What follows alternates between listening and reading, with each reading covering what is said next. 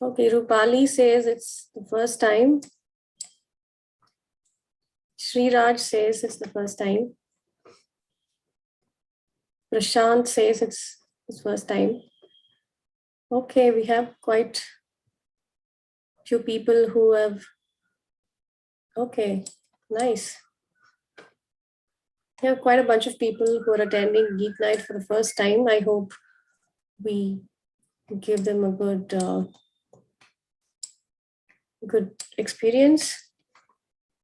Okay, I think it's 5:03, and I still see a lot of attendees joining in, but we have quite a few attendees. So let's get started without wasting much time. Hello, people. Good evening. Welcome to another session of Geeknight Bengaluru. I'm Soumya. I work out of Bangalore office. I'm a developer at ThoughtWorks. And today we have Siddharth Kolkani with us. So I'll first let you know what Geeknight is. Geeknight is it's an open forum for geeks like us to connect, discuss, and on the latest ideas and trends of different technologies in software development. And of course, it's sponsored by ThoughtWorks.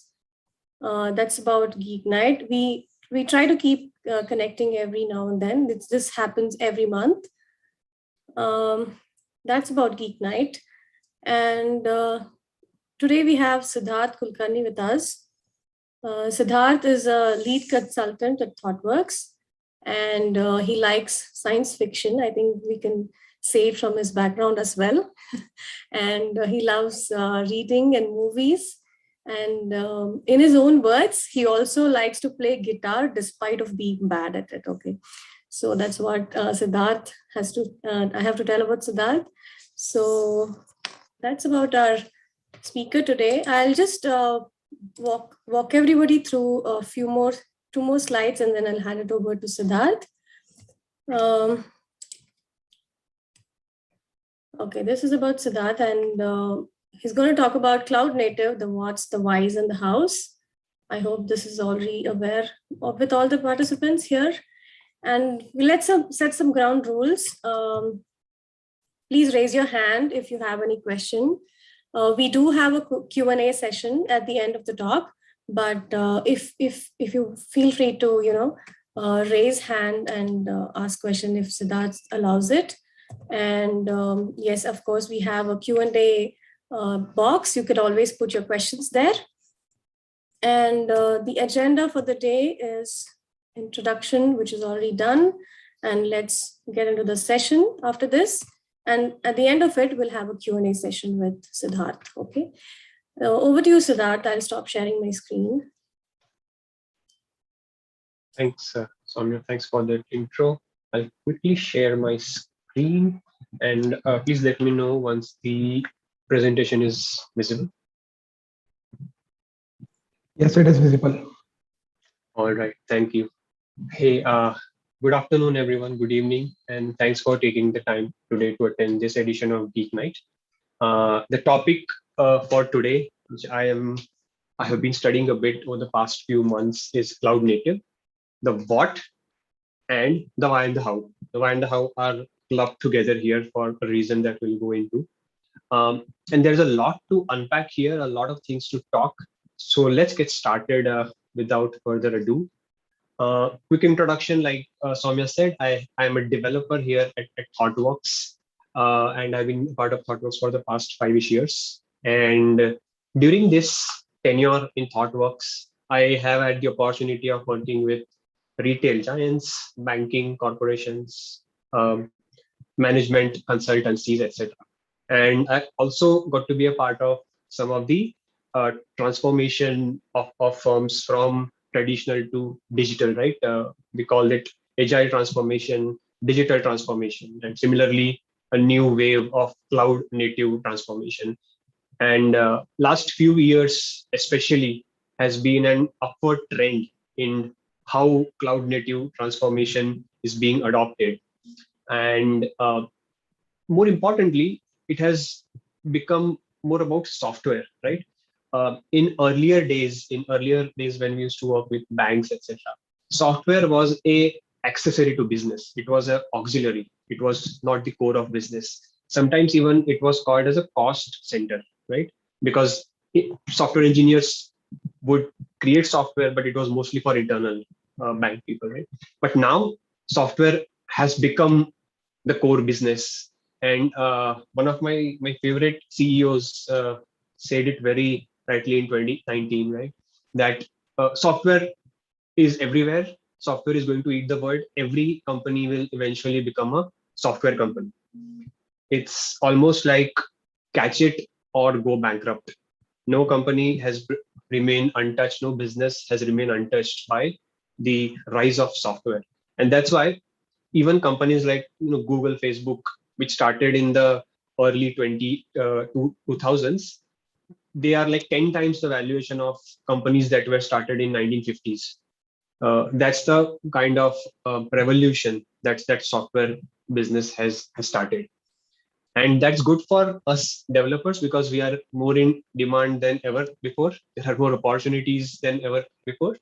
Uh, and also the public cloud that came in since 2005 6 and over the past 15 years it has grown into a very competitive business, right? It has accelerated the momentum, and all this crazy development over the past 15 years, it has given rise to a new kind of software development paradigm, which the latest form of it is called cloud native development, basically. And here's where cloud native comes to the fore, right? Let's move on. I'll start with the what of what it means, right? We'll start with the what. We'll go into the how and the why. And my intention through this presentation, as we start with the what, is basically to cover the breadth of what the landscape is. And ideally, this would be a 4-hour talk with even a workshop in place. But I have condensed a lot of the presentation and the things to cover it in the 1 hour that we have, right? But yeah, I hope to do some future talks with a hands-on as well. So let's get started with the what of cloud native. Cloud native itself is a very loaded term, and honestly, it's been hijacked by tech marketeers. Imagine how Agile started, right? In early 2000s, Agile started with a simple manifesto and very good set of rules.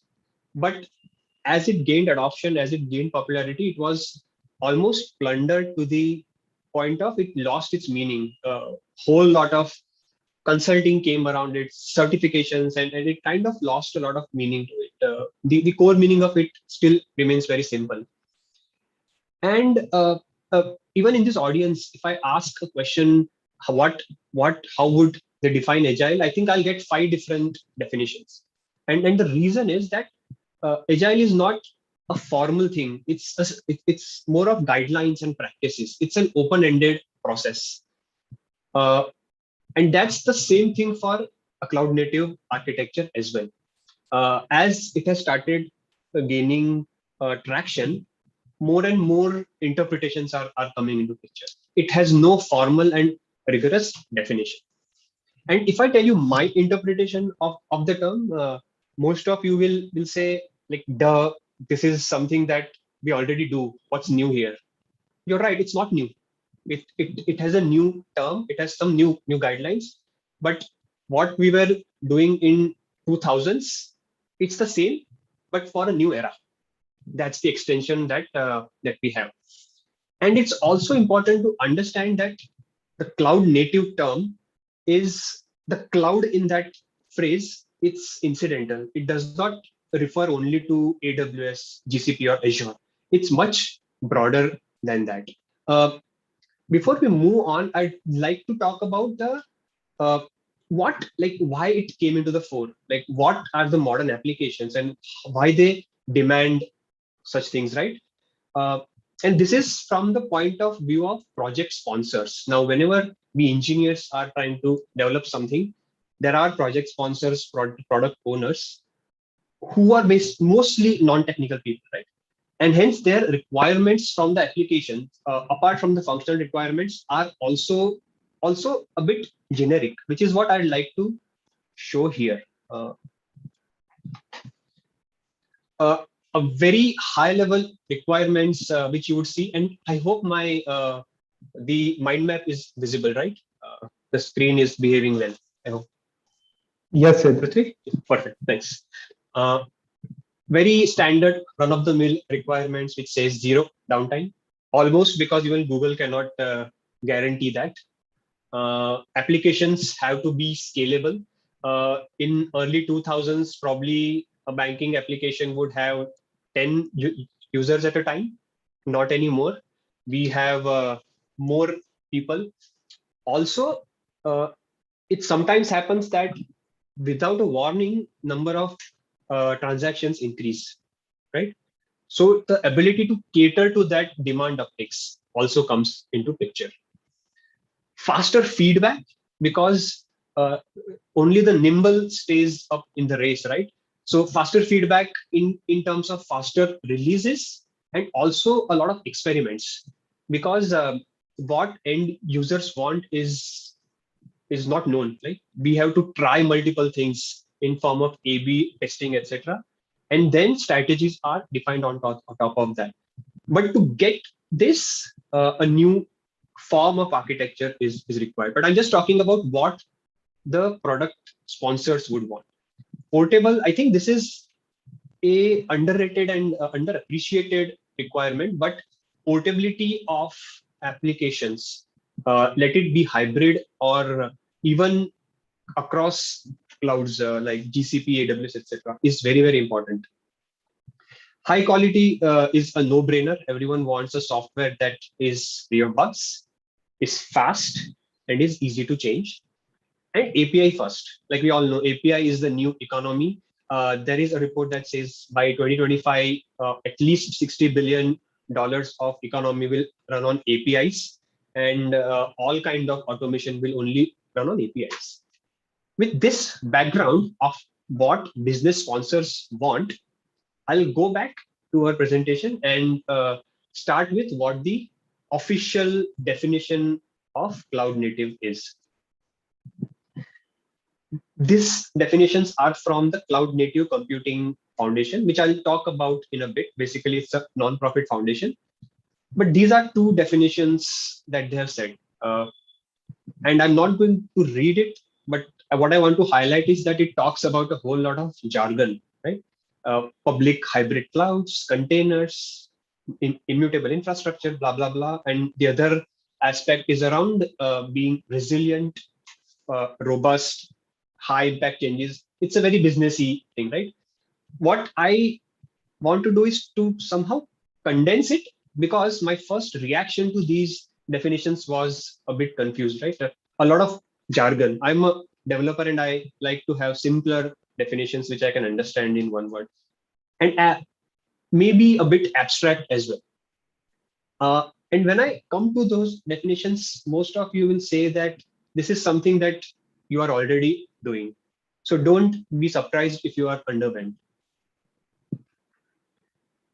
The first aspect is that applications that lend themselves to the cloud development delivery model are known as cloud native applications. Simple.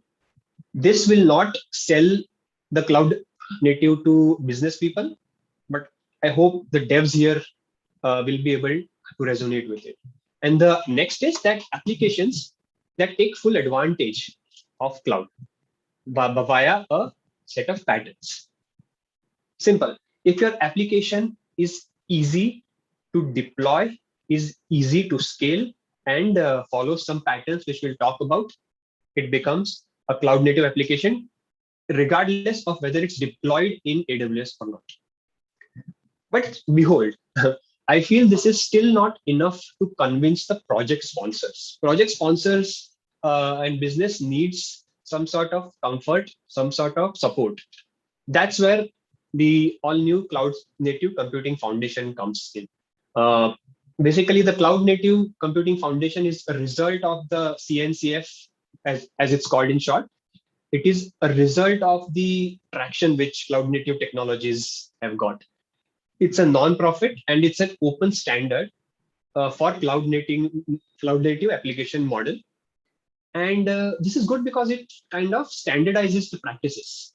One of the most important responsibilities of cloud native computing foundation is to incubate and graduate tools, processes, etc. Right? So when, for example, when there is a tool that you are evaluating and cloud native computing foundation has termed it as good to go, you can be assured that it has been tested well. I'll just show you a rather intimidating graphic. I'm not going to go through this. This is more of to impress you folks, but these are all the projects and tools under cloud native computing foundations. And my favorite graphic is where it lists the tools as either graduated projects or incubating projects. Graduated projects are basically the ones which have been better tested and used extensively, and they are good for production. Incubating are which are still undergoing flux. I'll just post this link in the chat for anyone to use. Bear with me. Oops. Sorry. Yeah. Okay. Going back to the presentation, that is one thing that probably is comforting. Second is the members of this, right? Who all are members of this? There are total 100 members. These are the top ones, the top 12, 15 members. The notable thing here is that these members have more than 95% of the cloud market share. And it's important because any technology or practice that is adopted by these automatically becomes the de facto standard. It's like Oracle doing with Java. If these members agree that open fast or open function as a service is the way to go, you can be assured that it's going to be stable and supported. And it, especially to the cloud architects, it means a good night's sleep, that they won't be abandoned. And that's the last thing I'll talk about. What, in essence, cloud native software is basically something that is well adapted to be deployed, is portable, easy to scale, and is also backed by a very robust community and companies like this. With that, I'll end the what section and I'll go to the next, which is the why and the how. The reason basically because I have clubbed these two is to not repeat myself. There is a lot of overlap as developers will like the dry principle. So adhering to that, I'm going to talk about the why and the how together. And mostly about the how part because that's the juicy part basically, right? Before we talk more about the how, a quick mention that I'll rather than going into the theoretical underpinnings, right? Oh, why? Because it makes applications scalable. Why? Because it makes applications resilient to failures, etc. Those are fine. But I'll give you an actual use case of a project that I personally worked on and in ThoughtWorks basically. And when I realized that how important the cloud native architecture is. Okay? I will switch over, sorry. I'll switch over to another window. Let me know once it's visible. Is my mural window visible by any chance? No, Sid, not yet. Okay. Okay. It's a project in another country. That project had data which had very sensitive information. It had customer information, financial data, etc. And this is from 2017 and 2018 around, right? And at that time, that country did not have cloud regions in place. It was just starting up. It was in beta, AWS, GCP, all were in beta, but there was no cloud presence. And there were a lot of government regulations around where customer data can be hosted. The customer data of that country cannot be hosted outside. So we cannot use, let's say, US East zone of AWS or GCP. Also within that country itself, the government did not allow that. It had to be on-prem. But the and full disclaimer, I myself wasn't a part of that. My brilliant co-workers in ThoughtWorks actually made all those decisions. I got to learn from it a lot. But basically, we had this application, let's say super confidential app, which we wanted to deploy in a scalable way. It was very apparent that this app will scale up, will need scaling up, etc. So we had to make a tough call of what to do. Wait till 1-2 years till government approves it, or do something else. What my brilliant coworkers did was they foresaw that definitely down the line the government will allow the public cloud in place, because cloud is the way to go. All governments will have to do it. So I'll just take an example of AWS here, and the governments will allow, but to begin with, it will have to be hosted on-prem, right? But that means we take a risk that when the cloud comes, we redo the entire thing and host it on cloud. That's where they adopted the cloud native model, and they got the recommendations from the patterns. And what they did was they used Kubernetes, Docker, and everything was on Kubernetes and Docker, even databases, and it was deployed to on-prem. Like all these apps were deployed on-prem.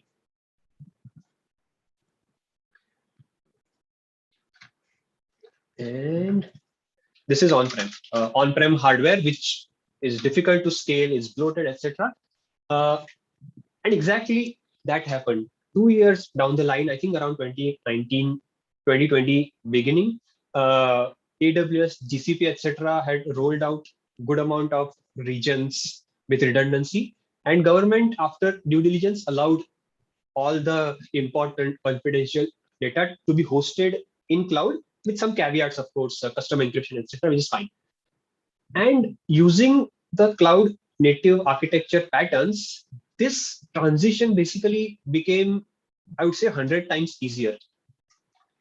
Because AWS already has EKS, the Elastic Kubernetes Service. It made our life a hell lot easier, and the entire migration happened in a matter of weeks, which otherwise probably would have taken months. That case alone convinced me that it's a worthy model to follow. Exactly the opposite has happened in my current project, which I'm working on, where applications that we are deployed in Google, GCP basically, those applications have gained traction, and now the demand is that just like a SaaS model, right? Customers would like to use those applications on their own infrastructure. If it was a old VM based approach, that transition of handing that software to someone, that portability would not have come in. But again, with Kubernetes, Docker containers, etc., that has become like a breeze. Those are the two examples in the past few years that I've seen that convinced me that for any non-trivial application, cloud native architecture is the way to go. With that, I'll quickly jump on to why. I'm not monitoring chats, folks, so please let me know if there are questions, and I'll quickly go there. And I'm just looking at the time, and I'll quickly move on to the most important part, which is the patterns, the cloud native architecture patterns, the how, which enable us to follow the practices. And let's look at it from the lens of what the Gang of Four patterns were, right? If we remember design patterns by the Gang of Four, like factory pattern, command pattern, etc. Those patterns were basically intended to be reusable solutions for recurring problems. The smart people in their experience had seen that in programming, some problems recurred, and the solutions were also fit for the most part. Similarly, the community behind Cloud Native Foundation and the community at large, they have basically come up with some patterns. And these patterns are at architecture level of the problems and requirements which were seen by them earlier. And of course, patterns are kind of guidelines. So whichever patterns I go through here, don't take them at face value, because each problem is unique as such. We can pick the good parts of the patterns which are applicable to our problem statement and go with that. But let's start with the first one. First one is around stateless services, which could be micro. Uh, Services basically a very debated concept. People say, oh, it's a cool thing, it's a fad, it will go away, blah blah. So I have kept that thing aside, but my focus is here mainly on the stateless one, and I'll quickly draw to an example to show how that stateless word matters, right? Because what differentiates sorry, excuse me, yeah, what differentiate old applications and the new cloud native applications is, for a big part, state. Let's take an example. Yeah, let's take an example. Let's say we have a social networking app or an e-commerce app, and we have just yeah,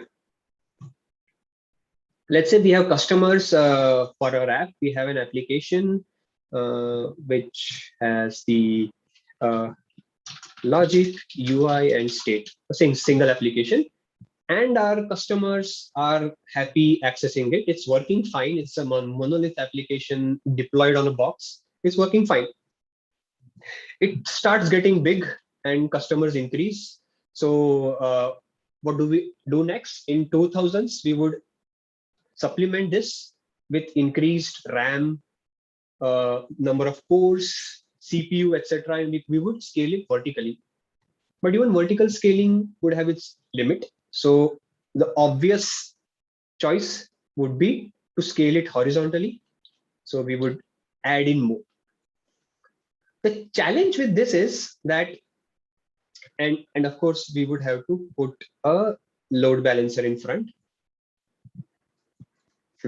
Let's put a load balancer in. Yeah. So now requests would go to the load balancer, and then load balancer would basically forward those requests to each of them. Yeah. Cool. But the issue is with state. Let's only consider one part of the state where we say the login state of the customer is stored, right? In that case, these three tend to have a different state. It could be 3, it could be 10, but they tend to have a different state. So every time this person logs in, let me color it for you, it will always have to be redirected here, right? Similarly, someone else logs in, it would have to go to that. This is basically something that is called sticky sessions.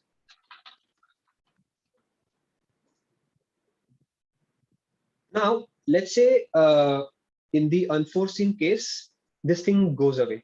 This thing is dead, right? So this can no longer work. It's fine. Load balancer understands it. It does the health check, and load balancer would forward the request to a new one. But because the state was saved on here and the login state has been lost, user will have to re-log in here. That is one issue. Second issue is, let's say we spawn more, right? And the users are also more. And these are the two new ones. And the first 6 or 7 or so are the existing ones. The problem is, when we start new ones, because of the sticky nature, these new hardware won't be usable until and unless new users come into play. Only when these are accessing the application would the request go here and here, because it's a sticky one, right? This is how most of the traditional applications work. I'll go to a complementary cloud nature of this problem statement. I'll just copy this. In this case, we The recommendation, the pattern is to be as stateless as possible. What it means is, of course, we have a load balancer, but the underlying services don't have state. Even UI can be split up, but I'll keep it simple for now for the sake of this discussion. And it can be scaled while the state is same across. Sorry. Yeah. The state is going to be same. Yeah. This common state spans across. What it means is if a customer is logged in here and first request goes here, this server goes down, fine. This can be redirected here. And because the state is common,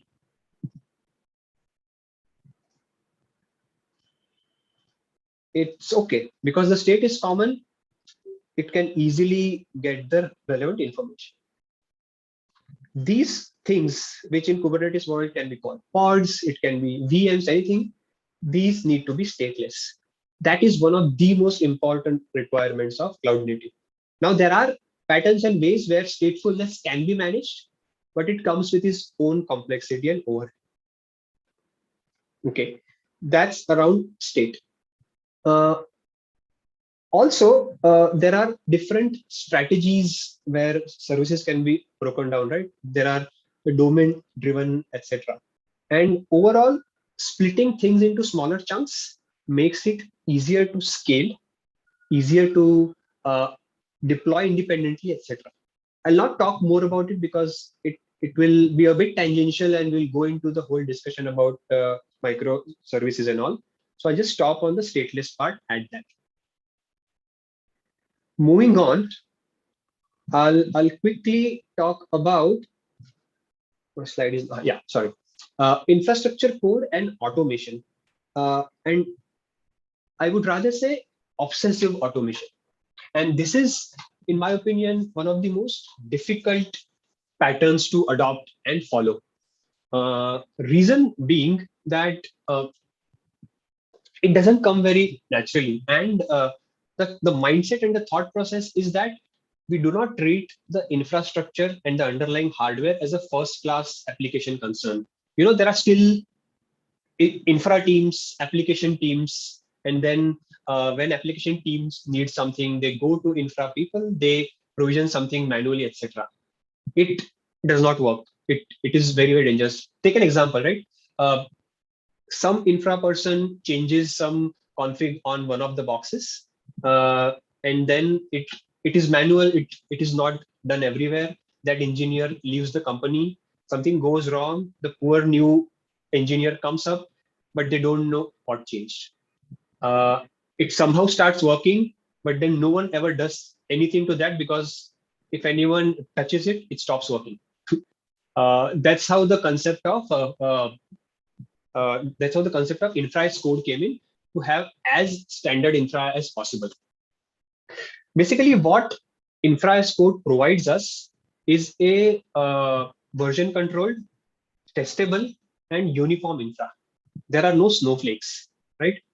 And it's so important. Like, I have realized this over the past few years that doing infra manually with hands, people are bound to make mistakes, and scripting is very, very important. And there are many tools for it. Puppet and Chef are kind of a bit old. Terraform, Ansible are the new cool, and Pulumi is a very recent entrant, right? It's really good. In fact, in my current project, the brilliant teammates I work with, they have automated it to the extent that even if our entire Kubernetes cluster goes down, it can be brought up, include after just getting the VMs, basically, right? Those VMs could be in cloud, it could be on-prem, anywhere. Once we get the VMs, it will install Kubernetes, networking, databases, Postgres, MySQL, whatever. It will deploy all 20 applications, and it will do sanity in a matter of hours. which is how powerful that concept basically is. And just as an example, I've been talking a lot. I want to show things as well. I'd like to show some code that we have, right? So basically, Ansible is the base infra thing. Terraform is used on top of it to install things on clouds. For example, each of the cloud like GCP, AWS, they have their own modules, and basically those modules can be used to configure infrastructure. Like in this example, right? We can use scripts. Basically, it's a script by HashiCorp called HCL, and this script can be used to define resources. Those can be anything from a Lambda function to a SQS or a PubSub queue, anything. And all this code basically makes it version controlled and repeatable, right? This is just a quick example to show how easy scripting basically is. That's around the infrastructure as code and automation. The next pattern I'd like to talk about, and I think this is again a duh point, because at this point all developers would already be considering containers, and container technologies have proved their benefit beyond doubt over the past few years, right? And everything in cloud native, somehow containers are involved at some level. There are micro VMs and all coming into play, but containers are still kind of the leaders in virtualization technology. What containerization also helps with is abstraction of hardware, right? With Docker, we are at a higher abstraction level. We don't have to worry about the underlying operating system. Developers can basically no longer say it works on my machine. That argument itself has become redundant in the age of containerization. And I'll show a quick demo. Like as a dev, what excites me about containerization is how quickly I can run things in my local machine. I hope my terminal is visible, but basically something like if I want to Docker run something like this, right? I just want to run. I want to have a Postgres installed on my machine, right? I'll just say Docker run Postgres. Sorry. Live demos is never a good idea, of course. So I'll say, okay, sure. Equal to pwd, not a secure password, but it's this simplicity of it kind of boggles my mind. I don't need to install Postgres on my machine. I just have Docker, and any software that I want to do some Spike, etc. It just becomes simple, and I can just say yes.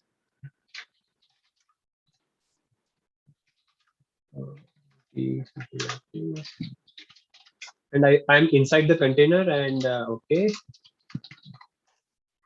voila. I'll just say create db users. I don't know if this is the right syntax, but yeah, something like this. Hopefully, yeah, that's it. That's done. And amazingly, Docker is at the bottommost level of containerization. It's just the beginning of where containerization happens. On top of it are things like orchestration, Kubernetes, Docker Swarm, etc. Service meshes like Istio. These technologies take away the pain of operating containers so much that you don't have to worry about DNS, service discovery, routing, scaling, etc. And I personally am a big fan of Kubernetes. I've been using it for a couple of years now, and it does help a lot. So that's around containers. I am sure I don't need to sell containers to devs at least. Next, quickly, I want to talk about continuous everything. That includes continuous delivery, continuous integration, continuous testing, continuous security, etc. The idea is to build a value pipeline, and we shift left of that. What it means is we start with a developer checking in code. That's where the value pipeline starts. And continuously for each of those, we do testing, we do security, everything. And all the major CI/CD pipelines basically provide that, right? Jenkins has its own language. Go also gives a templating language. But the recent entrant and my favorite is GitHub Actions. Basically, it allows you to provide instructions in a YAML format, and the pipeline runs and does everything.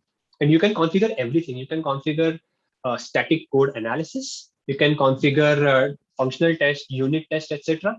You can configure scanning of Docker base images, penetration test, everything.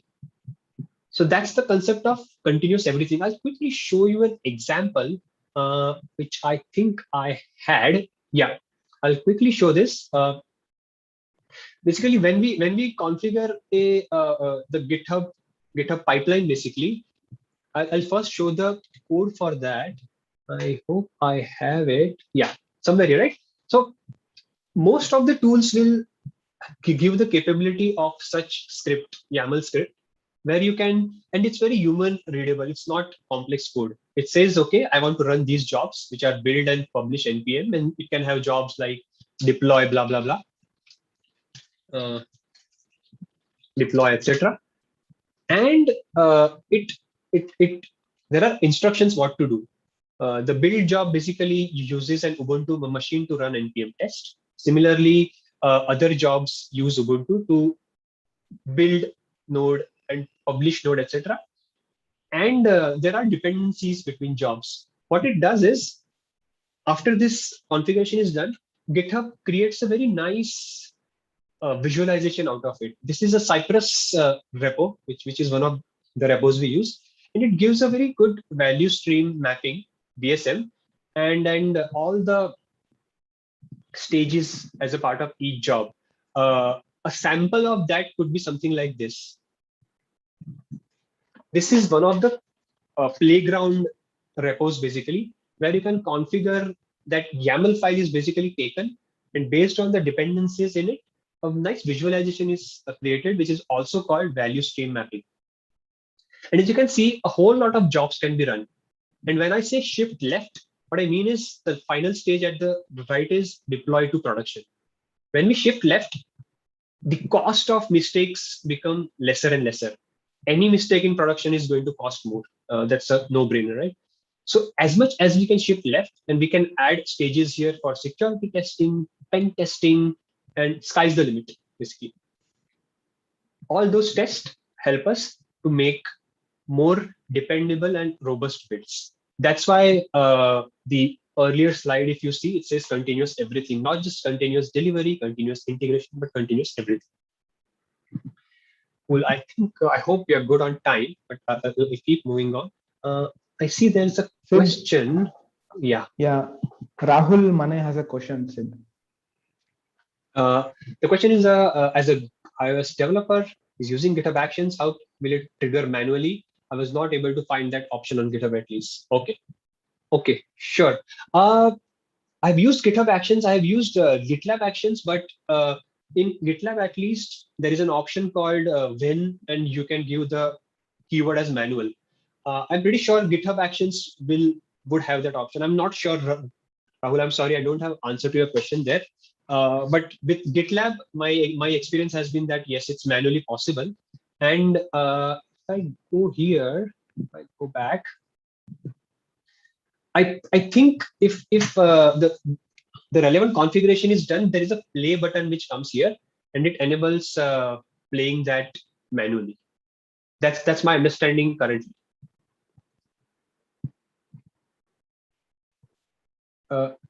Rahul has raised his hand. Yeah, I'll just promote him to talk. I'm just trying to find Rahul. Yeah. Rahul, you can unmute yourself and speak. Okay, thank you. So as long as GitHub Actions, I was using it, but there was only 3 options on push, on merge, and like that, but I'm not able to trigger it manually. So my intention was just to create my code on GitHub directly, and QA can directly trigger the deployment and take the build from the App Center might be. But that is not something working with the GitHub Actions at least. Okay, then I think I'm at loss of information here. I am not sure whether GitHub Some people, Actions yeah, has some feature. people make some kind of trick here, like using some CSS or JavaScript plugins. They actually triggers it something else. I'm not sure about that. So I was asking the maybe the better solution for it. Okay, sure. Sure. With GitLab, I'm pretty sure there are manual stages. But give me some time. Maybe after this talk, I'll do a quick research there. You can ping me on Twitter, and I'll definitely have some answer for you there. Yeah, sure. Thank you. Thanks, Rahul. Thanks for that Sid- question. Siddharth, there are a couple of questions in the chat window. Open, I see two by Rahul Mane. Oh, chat window. Sorry. Okay. One is how is TCO, total cost of ownership, has been with moving to cloud native tech. Cost is high. And when I talk about some of the downsides, this is one of the points. Cloud native software does not come with reduced cost. Traditional applications were much cheaper. Cheaper in terms of a whole lot of metrics that we'll talk about. And the next is just curious which services or component we'll use to store the common state. Database, Redis out of the box. Database definitely is one of the options. Other option is plain old volumes. We can have volumes mounted of an elastic block store or EFS, and those can be used for state. But database, in my opinion, would be a much more robust solution. Redis definitely, because it's cached, it's faster. So if it's not a permanent state, Redis would be the way to go. Sure. Siddharth, we have another question on the Q&A section. You want to answer it now? Okay. Yeah. From Parshuram, in one of the project examples, you said your automation deploy 20 applications even with creating DBs. What about data recovery? How do you handle it? Data recovery, so far, at least in the project which I'm talking about, it's not automated. Data recovery has to be configured manually. The jobs to backup data are automated, but the base configuration of where to back it up, the volumes, etc., and copying those volumes in the backup, that part has to be done once manually at least. But I'm sure it can be automated. That's something that we have not done, but I'm sure it can be automated. Alrighty. Let's move on. Somehow my mouse is okay. All right. Next up, functions. Actually, serverless, which are not just functions, right? And it's not just about Lambda and GCP functions, right? It's a whole plethora of technologies. And what it basically means as a pattern is that the developer, and even the customers, they don't have to worry about the underlying infra. The cloud providers do all the heavy lifting. We just have to provide some commands, click some buttons, and it's there for us. Of course, behind the scenes, there are machines, there are containers, everything. But the headache is kind of delegated. That's the beauty of that. And it is a huge boost to productivity, at least. I'll quickly give an example for Google Cloud Functions. Bear with me. My keyboard is misbehaving. Yeah. So what I'll do is I'll quickly create a function here. GCP function is exactly similar to an AWS Lambda, which enables you to create ad hoc, small, event-driven functions. I'll just say test, HTTP, no authentication. I don't care right now. Next. And okay, so something better. Let's say,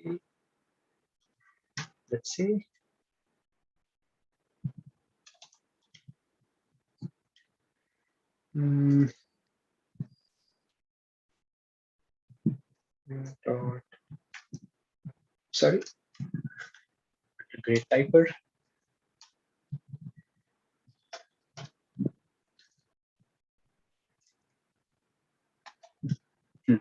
And of course, this will be okay.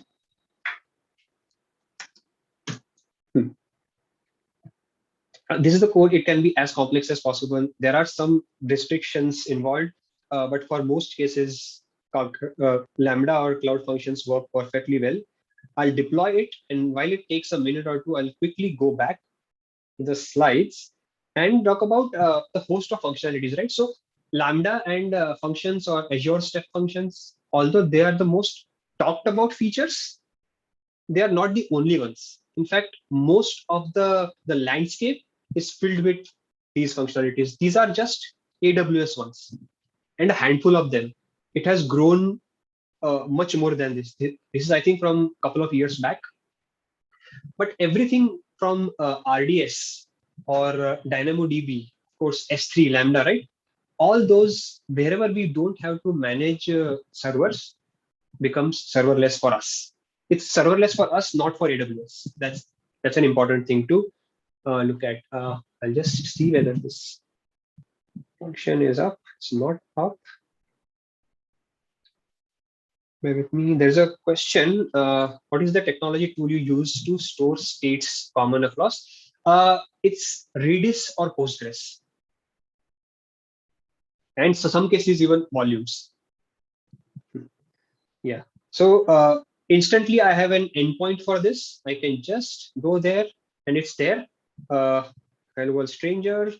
If I send a parameter, I say to my name, it. Yep. It says hello. It's as simple as that. A cloud function, you can code directly in the browser and it starts working. Although this is the worst way of actually doing any kind of cloud functions without any kind of automation, but there's a host of tools under infrastructure as code where you can script these functions into a Git repo. You can write unit tests and you can have a pipeline to deploy it in an automated way. We don't have to be savages and code it in a browser, right? Another extreme form of serverless, which is applicable to developers, is something known as GitHub code spaces, which was, I think, released recently. But what it does is basically, it abstracts even the IDE. It launches everything in the browser itself. In fact, if I go to a repository, let me go to one of the repos and just press a dot. I just press a dot and GitHub does magic behind the scenes. We don't know what is happening. We just know that in a few minutes, I think in a minute or two, we'll have the entire code base loaded inside our browser as a Visual Studio, basically Visual Studio code with all the code here. And I can directly go ahead and start coding. As a developer, this is the ultimate expression of serverless for me. It's pretty cool. I would urge you to go ahead and play with this a bit. But again, looking at the time, I'll quickly move on. Next design pattern for cloud native architecture is observability. And observability is a more recent term as opposed to monitoring because it is very broad. It is a practice where which is basically broken into three phases, right? And most of these tools everyone would be aware of. We have Prometheus basically for metrics. We have Alert Manager with Prometheus, which is for sending alerts, Slack, email, etc. Grafana is for visualization because Prometheus visualizations are not that great. New Relic is a whole company which is around observability. And then, and by the way, Prometheus and Grafana are both graduate projects of Cloud Native Foundation. So they are mature and ready to be picked up for production. And there is Jaeger for tracing and all, open telemetry, etc. But most importantly, observability, the three branches of observability which I talked about, they are like pre, during, and post. Basically, proactive, continuous, and reactive. Okay, so the left-hand side is basically the proactive part, where during observability we run functional tests, we do proactive security in our continuous pipelines, and we also proactively do performance test, penetration test, etc. This is when the code is just being pushed in the early stages. The middle stage is during, which is when code is deployed to production, and we do things like chaos engineering, which was a term coined by Netflix, or security penetration test. It's also known as security chaos engineering, basically. What it does is we test in production, basically. We bring down our application in production to see how resilient it is. Do our plans for disaster recovery work or not? It's a deliberate sabotage of production to see whether the applications are resistant or not. And similarly, post or reactive actions where monitoring lies. Monitoring is basically a reactive action where we have Prometheus scraping metrics, reporting whether apps are up or not. In case of an error occurs, we have logs. But because in a distributed system, right, logs flow through multiple things, we have to have some tracing for it, which is where Jaeger comes into play. Similarly, performance metrics, for example, in one of the projects, we had a metric that if HTTP request time becomes more than 500 milliseconds for more than 100 requests for 2 minutes, raise an alert. Those are some of the proactive metrics. Similarly, alerting, performance health checks, etc. Right? So observability is much, much broader than simply monitoring. Monitoring traditionally was already there. Observability brought a lot more flavors to it. That's around observability. And one of the most important aspects and non-technical aspects of cloud native, both migration or transition, is company culture. Because companies can do everything right and still fail. And culture is something that plays a very important role in defining its success. And cloud native is just not about tools and technologies, right? Kubernetes, containers, Istio will not succeed the project, only will not succeed the project. It has to have a culture impact too, people impact too. And traditionally, the decision making was top down. It does not work that in knowledge work, basically. Stakeholders have to get buy-in of the team and not mandate. And like Conway said, right, that any organization basically designs systems which represents its communication structure. And that is very true in the era of agile and native. Yeah, this is a very funny comic that I found from Dilbert. I'll give you a second or two to go through it. It makes me laugh every time because it's so painfully true that saying Kubernetes would not solve all your problems.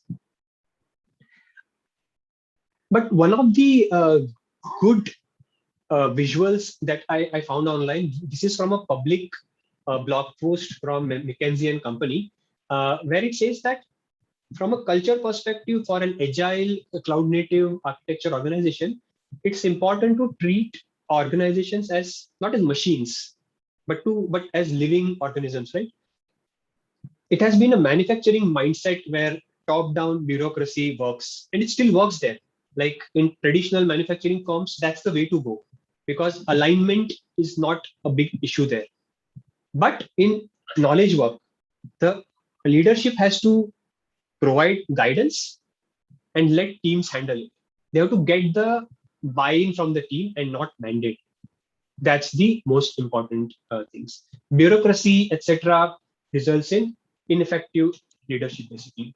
And perhaps that's why I think companies like it's an exaggerated example, but maybe companies like SpaceX, Tesla, etc., they're kicking the asses of incumbents like Boeing, then Ford, GM, etc., right? Because the culture itself in those companies is decentralized.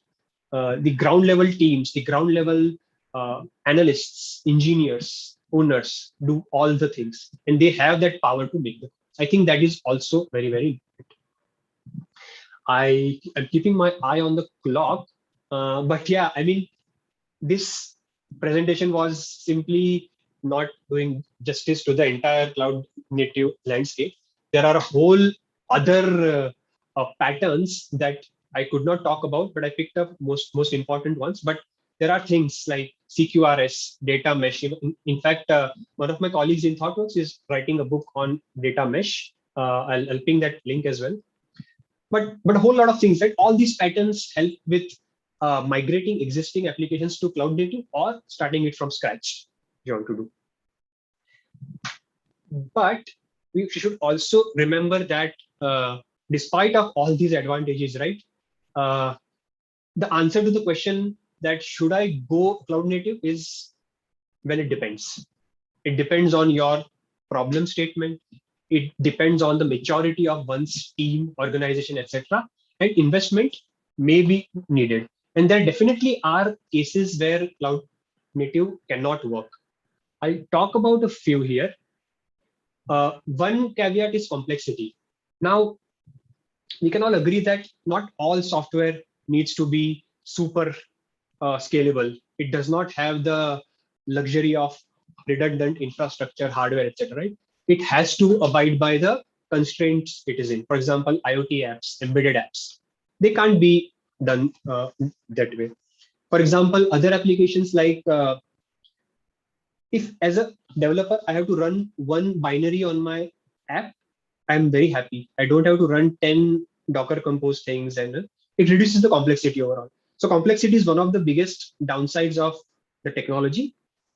Next is the tooling involved. Like one of the questions was that what is the cost of ownership? That's the next part which I'll talk about. But basically around tooling as well, cloud native technologies need a lot of plumbing around it to make them work well, or to even be useful, basically. Simple monolithic apps can do away without it. From a money perspective, maintaining, developing cloud native apps takes a lot of investment in talent, time, people, infrastructure, everything. And I am speeding up a bit here, but there are some cases where cloud native just cannot work, right? There are some cases which are just not adaptable to a distributed thing. For example, I can think of a transaction system, right? Suppose I want a very dependable transaction, cloud native system which works on eventually consistent paradigms, it cannot work simply. For example, if a transaction has to go where money is debited from my account and credited to someone else's account, cloud native makes it much more complex and difficult. We have to use things like Saga pattern and whole lot of observability and alerting things. Simple single binaries make it very, very simple. The cap theorem basically makes it a deal breaker there. We cannot go cloud native. Is there a chat for time? Okay, cool. Sorry. I had a few more things to talk about, but I don't want to take up any extra time. So with that, I downsides I had much more to talk about, but I'm just leaving at that. That be careful when you are adopting tools. Think about the kind of investments you will need. Open source tools are free, but the cost is in other form, in terms of time, in terms of complexity, etc. And for most cases, it will boil down to dollar value. So you have to be very careful around that. And with that, I am opening the floor for any questions.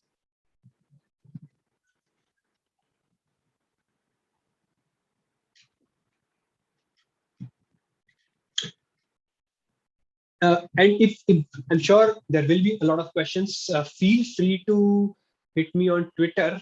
My handle is Sid_thinketh. I access it at least once a day, so I'll probably be able to answer you.